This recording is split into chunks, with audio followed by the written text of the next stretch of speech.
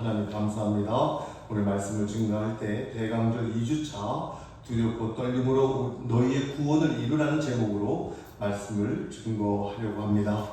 주님 함께해 주시고 저희들에게 이 말씀이 잘 알아듣게 학자의 길을 허락해 주시고 은혜 받게 하여 주시옵소서. 감사하며 예수님의 이름으로 기도합니다. 아멘. 어제 우리 1년 동안 우리 점심 식사에 김치 여러분 훌륭하죠?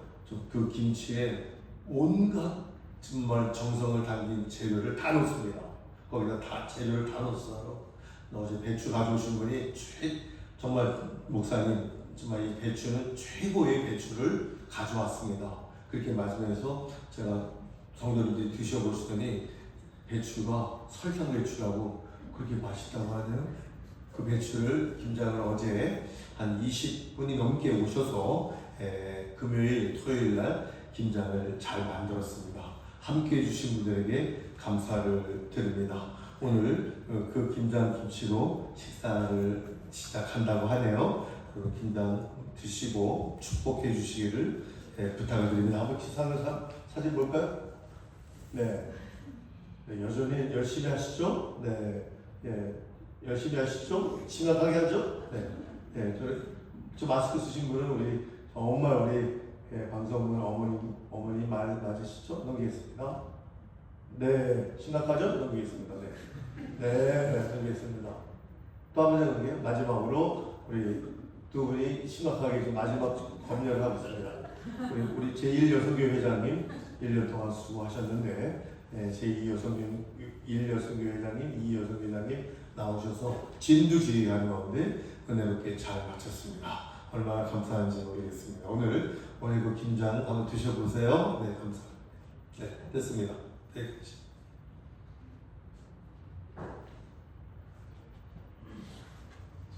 또 꾸로인 13 가정에 또한 김장김치를 갖다 드렸습니다. 또한 우리 누구죠? 우리 그 미자리 교회 어려운 교회들이 있거든요.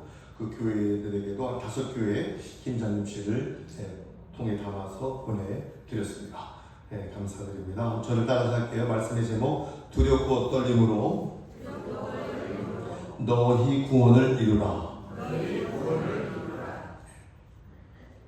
왜 사도 바울은 사랑하는 빌립보 교회에 두렵고 떨림이라는 표현을 했을까요?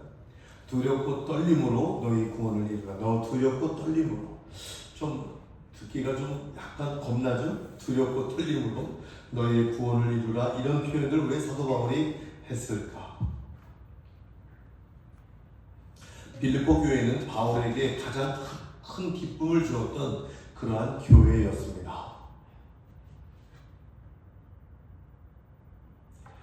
이 빌립보 교회는 뜻이 뭐예요? 기쁨의 교회입니다. 사도 바울이 개척한 교회입니다. 그리고 사도 바울에게 큰 기쁨을 주었던 교회입니다. 그 빌립보 교회는 헌신적이었고요. 믿음이 매우 좋았던 교회였고요. 바울을 물질적으로 도왔던 교회고요. 사도 바울이 어디에 가 있든 물질을 선교비를 보내는 거예요. 기도로 도왔던 교회였습니다. 빌립보서 4장 18절에 보면 사도 바울이 이런 얘기를 하죠. 너희가 준 헌금을 통하여 선교 예물을 에바브로디도에게 내가 받았다. 그 선교 예물을 받음으로 내가 풍족하게 하나님의 사역을 하였다. 그런 얘기가 나와요. 그러면서 사도 바울이 빌립보 성도들을 축복하면서 19절에 뭐라고 얘기합니까? 나의 하나님이 그리스도 예수 안에서 너희의 모든 쓸 것을 채워 주실 것이다. 그런 이야기를 하고 있습니다. 그런데 정말 기쁨으로 물질로 또한 믿음으로 헌신적으로 사도 바울을 도왔던 아름다운 교회였습니다. 그런데 이상하게도 그 교회에 바울은 강한 명령을 하죠. 강한 명령을 합니다. 어떤 명령? 두렵고 떨림으로 너희 구원을 이루라. 두렵고 떨리는 마음으로 너희 구원을 이루라. 왜 그랬을까요? 신앙은, 우리 믿음은 겉으로 보기에는 평온해 보일 수 있지만 안으로 볼 때는 언제나 무너질 수 있는 위험이 있기 때문에 그렇습니다. 신앙은 흐르는 물이 아니라 손을 떼는 순간, 믿음의 손을 떼는 순간, 예배의 시간을, 예배의 그러한 순간들, 예배의 시간을 놓치는 그 순간 우리는 황폐해지는 우리의 영혼을 봅니다. 언제나 그런 위험이 우리에게 있어요. 기도를 놓치는 순간, 예배를 놓치는 순간 언제든지 우리의 영적인 그러한 상태는 무너질 수 있는, 황폐해질 수밖에 없는 그러한 정원과 같다. 정원을 가꾸는 정원사가 이런 얘기를 하죠.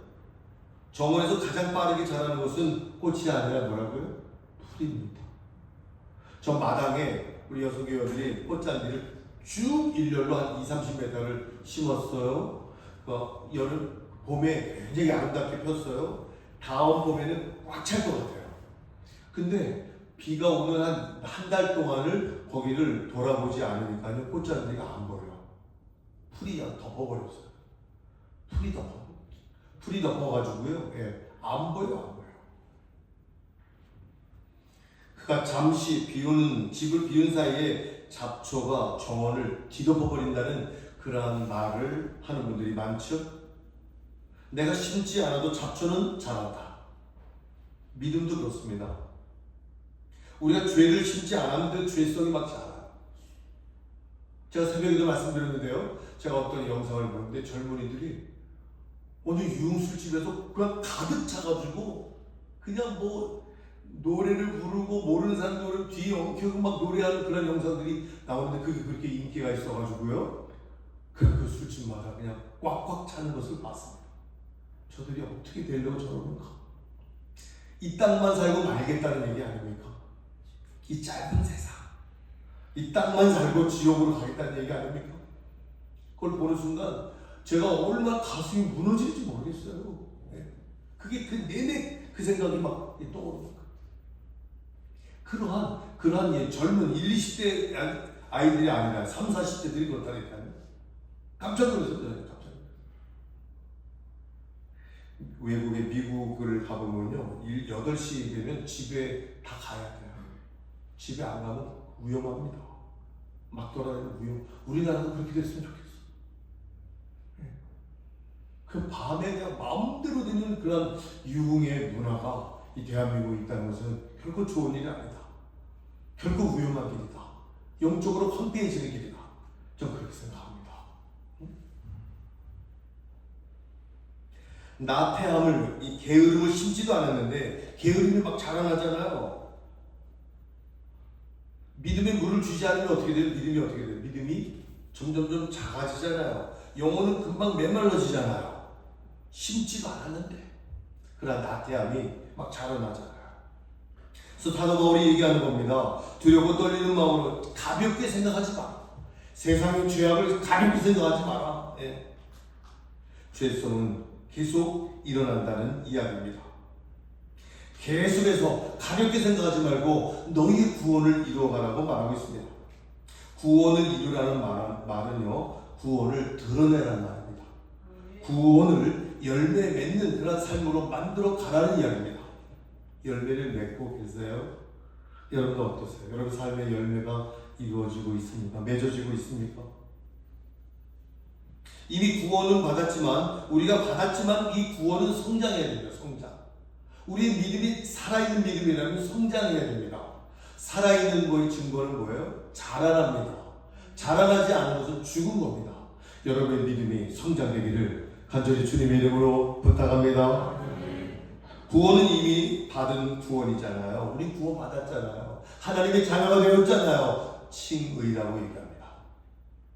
현재 이루어가는 지금의 구원들, 지금 우리가 살아가는 천국 가는 그날까지, 이 땅을 떠나는 그날까지 우리는 성화의 과정을 이루어가는 좀 긴, 우리 믿음의 단계, 3단계 중에서 좀 긴 그런 시간이 바로 지금 이 시간입니다. 이 구원을 여러분들이 성장하면서 만들어 가라는 이야기입니다. 마지막으로 우리가 천국으로 가는 그 순간부터 영화로운 하나님 나라의 삶을 영화의 가정이라고 말하고 있습니다. 바울이 말하는 구원을 이루라는 말은 이미 구원받은 우리의 삶 속에서 우리의 구원이 드러나라는 겁니다. 우리의 구원의 삶이 열매를 이루어가라는 그런 말입니다. 열매를 증명하라는 얘기입니다. 열매를 증명할 수 있으세요? 성숙한 신앙으로 여러분들이 드러내라는 겁니다. 성숙한 신앙으로 여러분이 증명하라는 겁니다. 믿음은, 신앙은 내가 구원받았으니 끝이야 아닙니다. 구원받은 지금의 이 순간부터 주님 부르시는 그날까지 우리의 구원의 삶을 증명하라는 겁니다. 열매를 맺으라는 겁니다. 살아서 성장시키라는 겁니다. 이제 그 구원의 삶에서 자라나야 한다는 그러한 부르심을 주님이 오늘 말씀을 통해서 전하고 있습니다. 광산에서 건져 올린 다이아몬드 원석은 빛이 나요? 진흙에 묻혀서 빛이 안 납니다. 그러나 이 다이아몬드 원석을 깎고 다듬잖아요. 그때 빛을 발합니다. 믿음도 그렇습니다. 예수 믿는 순간 우리 안에 구원의 원석이 들어오지만 그 원석을 말씀으로 깎아야 됩니다. 기도로 다듬어야 됩니다. 순종으로 다듬어야 됩니다. 여러분의 헌신으로 깎아야 됩니다. 그렇게 다듬고 깎는 이 과정을 말씀을 듣고 기도함으로 순종하는 과정을 통해서 다듬어진다는 것. 우리의 믿음이 그때 다듬어지고 우리의 믿음이 그때 깎여지고 구원의 빛이 우리의 성품에서 흘러 들어오고 나가게 되는 겁니다. 두렵고 떨리는 마음을 좀 더 우리가 다른 단어로 표현한다면 거룩한 경외하심, 거룩한 경외함. 성경에서 두렵고 떨리는 마음을 다른 말로 얘기한다면 두렵고 거룩한 경외함으로 말을 바꿔보도록 하겠습니다. 하나님의 임재 앞에서 마음이 깊이 겸손해지고 진지해진다는 그러한 상태를 얘기하는 겁니다. 두렵고 떨림, 마음이 깊이 겸손해지고 진지해진다. 진지하게 겸손해진다는 이야기입니다. 하나님 앞에 선다는 그러한 의미입니다. 모세가 하나님 앞에서 떨죠? 네? 가시떨기나무 앞에서 막 떨잖아요. 이사야서 1장에 하나님의 그 거룩한 경외하심을 보면서 막 벌벌벌 떨잖아요. 베드로가 막 떨잖아요. 하나님의 임재하시면서 막 떨잖아요. 우리는 그 어떤 인간의 어떤 순간에도 떨어서는 안 됩니다. 두려워서는 안 됩니다. 그러나 하나님의 임재 앞에서는 두려워해요. 우리가 새벽에 말씀드렸죠. 마태복음 새벽 우리가 24장 할 때 이 세상의 마지막의 상황을 24장에 그대로 잘 얘기하죠. 지금 막 나타나고 있는 일들을 24장에 다 기록하고 있죠. 다 나와 있잖아요, 거기에. 근데 그 다음 마지막 단계는 뭐라 그래요? 해가 빛을 해가 떴는데 빛이 없어. 우리 인간들이 그거 보면 그거 보이는 순간 다 경악해서 쓰러질 거야. 달이 빛이 없어. 별들이 막 쏟아져. 그때도 놀라지 말라는 겁니다. 두려워하지 말라는 겁니다. 네. 그게 마지막 때라는 겁니다. 그게 큰 환란의, 큰 재난의 순간이라는 겁니다. 지금 막 일어나는 전쟁, 지금 일어나는 지진, 그런 전염병, 지금 우리가 겪고 있는 것들은 그 큰 환란의 징조라고 합니다. 그래도 우리는 두려워하지 않습니다. 단 하나님의 임재 앞에서 우리는 두렵고 떨림으로 우리의 구원을 이루어 가야 된다는 그러한 이야기입니다. 하나님을 피하려는 두려움이 아니라 모세가 떨었다, 이사야가 벌벌 떨었다, 베드로가 하나님 앞에 두려워했다. 하나님을 피하려고 하는 두려움이 아니라 하나님께 더 가까이 나아가려는 그러한 두려움이에요. 하나님께 더 가까이 가고 싶어 하는 두려움이에요. 좋은 두려움이죠. 지금 우리에게 필요한 두려움이 있다면 은혜가 익숙해질까봐 두려워해야 돼요. 이 은혜가 여러분 익숙하면 안 돼요. 여러분 은혜가 있을 때마다 내가 하루하루 눈 뜨고 깨어 있다는 것을 정말 격한 감동으로 하나님 앞에 감사해야 된다는 이야기. 응? 익숙해져 근데 그게 그런가 보다. 그냥 눈 떠졌나 보다. 내가 오늘 살아있는 건가 보다. 은혜가 익숙해지면 안 돼요.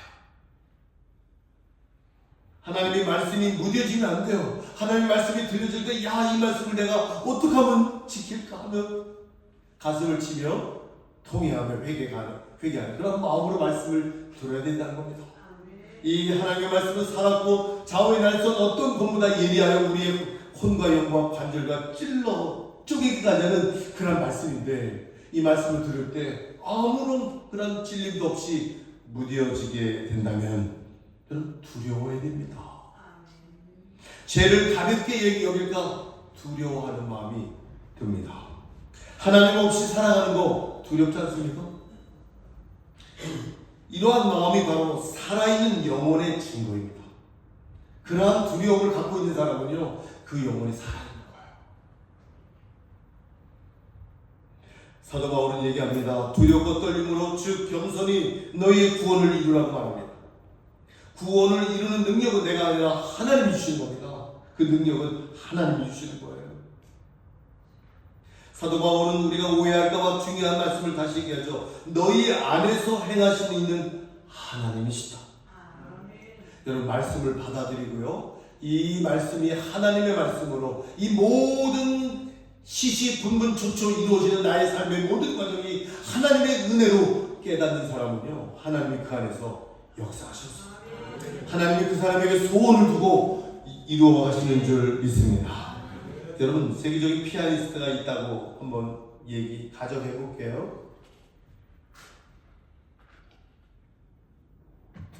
최고의 실력을 가지고 있는 피아노를 치는 피아니스트입니다. 공연을 앞두고 이 피아니스트는 그 피아노가 조율되어진 것을 확인합니다. 조율되어지지 않고 피아노의 단의 연주에 올라가지 않죠. 아무리 뛰어난 연주자랄지라도 이 피아노 건반 중에 하나만이라도 미세한 이 건반 하나라도 어긋난 그 소리를 내면 아름다운 연주가 안 되잖아요. 여러분 피아니스트의 역할은 우리의 노력입니다. 우리의 노력. 우리가 아무리 잘해도, 우리가 아무리 출세했다고 해도, 아무리 내가 뛰어난 그러한 능력이 있다고 해도 우리 안에서 행하시는, 우리를 조율하시는 분이 바로 하나님이신 줄 믿습니다. 하나님 우리를 조율해 주셔야 돼요. 조율하지 않잖아요. 그럼 막 혈기 나오죠. 막 별소리 다 입에서 별의별 소리 막 나와요. 깜짝 놀래. 어이구 저 사람 정제되지 않는 모습들이 막 나오는 거예요. 내 안에 조율이 안 돼 있는 거예요. 하나님이 나를 조율해 주지 못해주고 있는 거예요.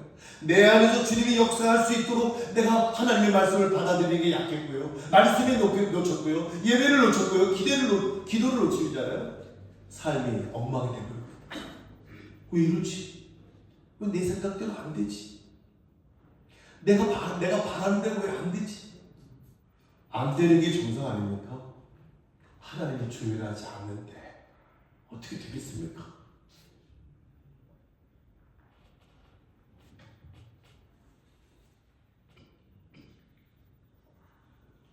믿음은 처음부터 끝까지 하나님이 역사하시는 거예요. 믿음을 시작하신 것도 하나님, 회개를 하신 것도 주님, 말씀을 깨닫게 하신 것도 성령님, 거룩한 변화를 시키는 것 모두 하나님의 역사입니다. 우리는 그저 하나님의 마음에서 일하시는 움직임에 우리는 뭐하면 돼요? 순종하면 돼요. 주님께 우리를 맡겨야 됩니다. 내 마음대로 하면 주님이 나를 조율하지 못해요. 나를 조율하지 못해요. 그거 여러분 아셔야 됩니다. 신앙은 내 결심의 종교가 아닙니다. 물론 우리의 결단이 필요하지만 결정적인 변화는 성령께서 하시는 거예요. 성령께서.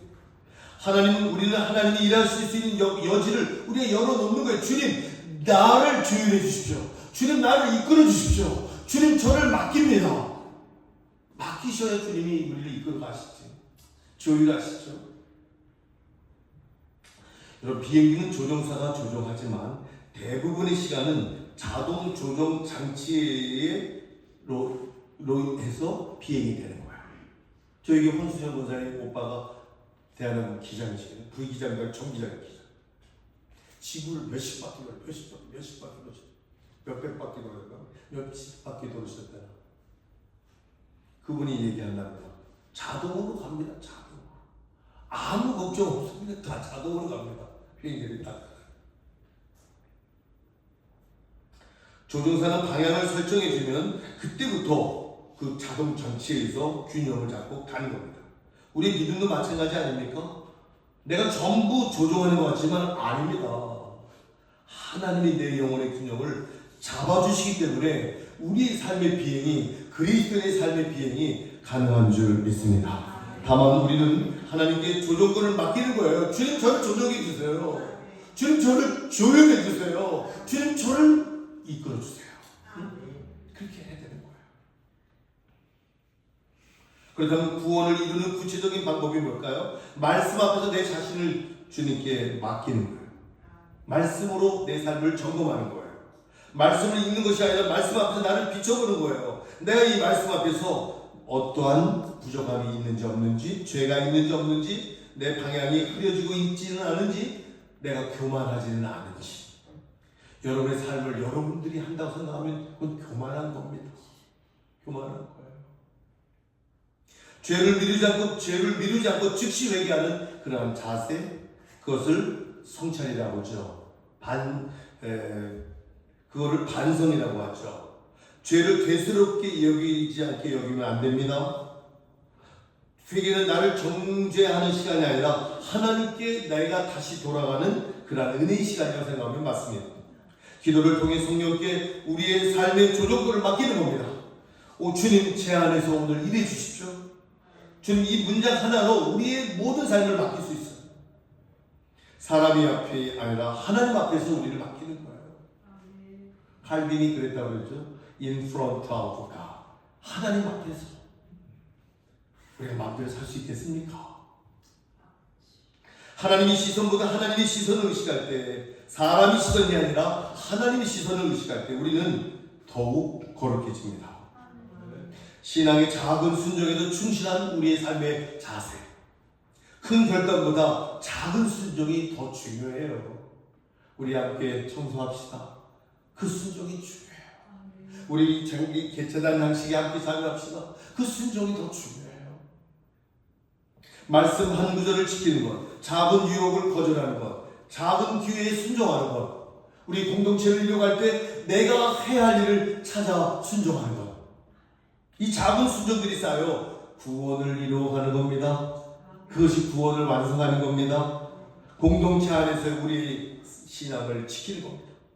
우리의 믿음 생활은 혼자서 하는 거 아닙니다. 혼자서 개교의주의, 무교의주의적으로 하는 사람들은요, 집에서 교회 없이 자기 신앙생활 한다고 하면 그거 되지 않습니다. 되던가요? 안 됩니다.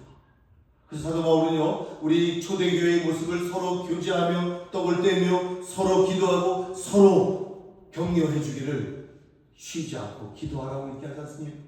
혼자 안 됩니다. 공동체 안에서 서로 격려하고, 공동체 안에서 서로 기도하고, 공동체 안에서 어제도 그제도 같이 김장을 만들고 교제하며 웃으며 함께 서로를 격려하는 그런 모습들, 그게 끈끈하지 않으세요?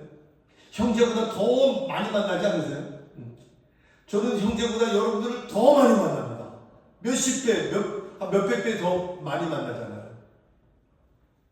우리 그리스도 안에서 형제 자매가 된 믿음의 공동체입니다. 결론을 말씀드리겠습니다. 우리는 두려워 떨림으로 구원을 이루는 자에게 하나님이 역사하시는 세 가지의 기적이 일어납니다. 열매가 있죠. 그 열매라고 말할 수 있겠죠. 첫째, 우리의 마음이 온유해집니다. 우리의 마음이 부드러워집니다. 마음이 부드럽지 않은 분들은 딱 말해서 눈초리에서 그러한 모습에서 다 나오잖아요. 나오지 않아서 나오거든요. 다 자기도 모르게 다 나오거든요. 네. 말씀에 즉시 반응하는 그러한 마음을 갖게 되죠. 교만이 사라지고 늘 말씀을 받아들이는 자세, 늘 말씀을 먹으려고 하는 그런 자세. 두 번째는 죄에 대해서 민감해지죠. 죄를 가볍게 여기지 않고 즉시 하나님께 돌아오는 회개, 그러한 마음으로 살아있는 그러한 신앙을 증거하는 겁니다. 세 번째는 하나님의 역사를 기대하는 삶을 살게 되죠. 주님, 오늘 제 안에서 어떤 일을 하실 거예요? 기대가 돼요. 그럼 기대가 안 됐어요.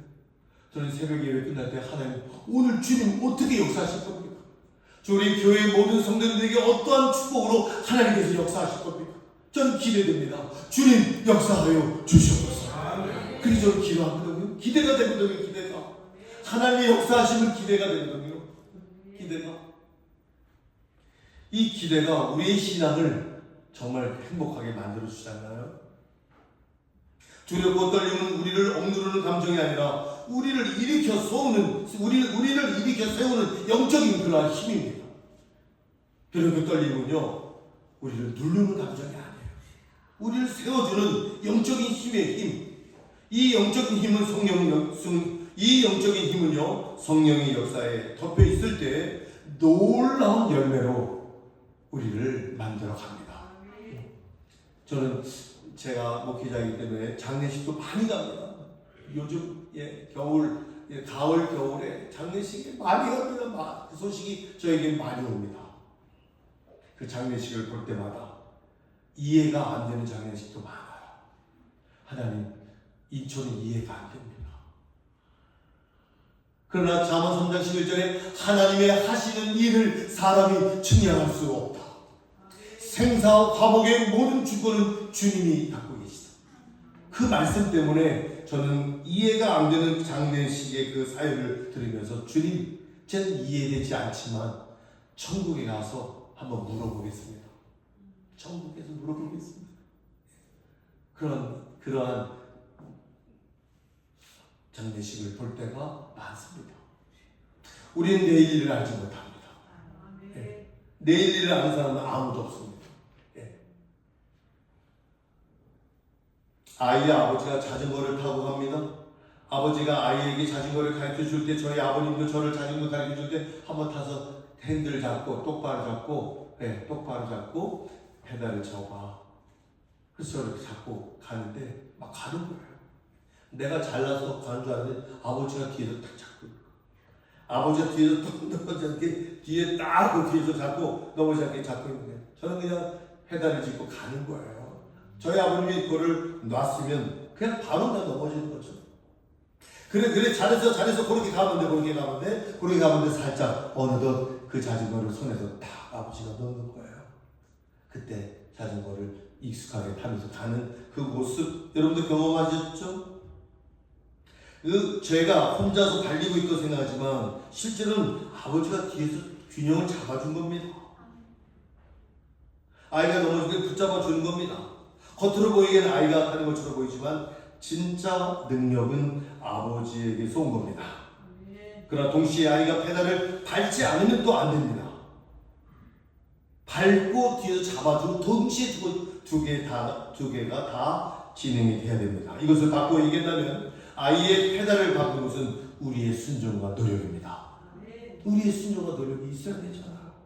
그냥 되는 겁니까? 말씀을 듣는 우리의 그러한 간절함, 기도하는 우리의 주님 앞에 그 열정, 순종하려고 하는 그러한 마음의 헌신, 우리가 해야잖아요. 그때 손으로 받쳐준 아버지의 역할, 우리 안에서 그 주님이 역사하시는 거예요. 그것을 토대로 하나님이 우리를 만들어가는 거예요.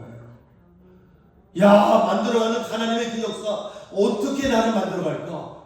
기대 안 되세요? 여러분 기대하시기 바랍니다. 기대하셔도 좋습니다. 하나님 역사하실 줄 믿습니다. 기도하겠습니다.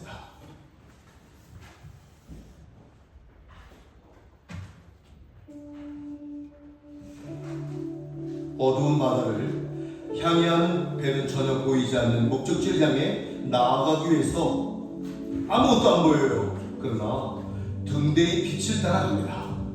등대의 빛. 선장은 자기의 기술로 방향을 잡아가지만 그 방향을 비춰주는 빛이 없다면 아무리 노력해도 길을 찾아갈 수 없습니다. 우리 신앙생활도 마찬가지죠. 배를 조정하는 선장의 역할은 우리의 결단과 우리의 헌신과 우리의 노력이에요. 그러나 길을 비춰주는 등대의 빛, 그건 하나님이 하시는 거예요. 여러분의 인생의 모든 빛을 따라가는 거예요. 빛을 따라가면 돼요. 근데 그 빛을 따라가지 않거든요. 그러면 엉망이 됩니다. 오늘 시작 기도할 때 우리는 최선을 다해 우리가 방향의 길을 잡고 가지만 진짜 우리의 길을 인도하시는 분은 하나님이시다. 그 주님을 바라보고 오늘도 나가는 겁니다. 주의 이름을 부르며 우리 다 함께 기도하겠습니다. 주여 하나님 은혜 감사합니다. 주께서 역사하시고 인도함만 하나님의 놀라운 영광으로 쓰임받게 해주시길 간절히 빌고 원합니다. 하나님의 영광스러운 자녀들에게 하여 주시고 은혜 위에 은혜를 더하게 하여 주시옵소서. 쓰임받게 하여 주시옵소서. 성령의 인도함 받는 우리 기독교회의 승리하는 저희들 되게 하시고 은혜 위에 은혜로 저희들을 강화하게 하여 주시기를 간절히 빌고 원합니다. 하나님의 역사로 살아가는 저희들 되게 해주시옵소서. 인도해 주시옵소서. 감사하며 예수님의 이름으로 기도합니다.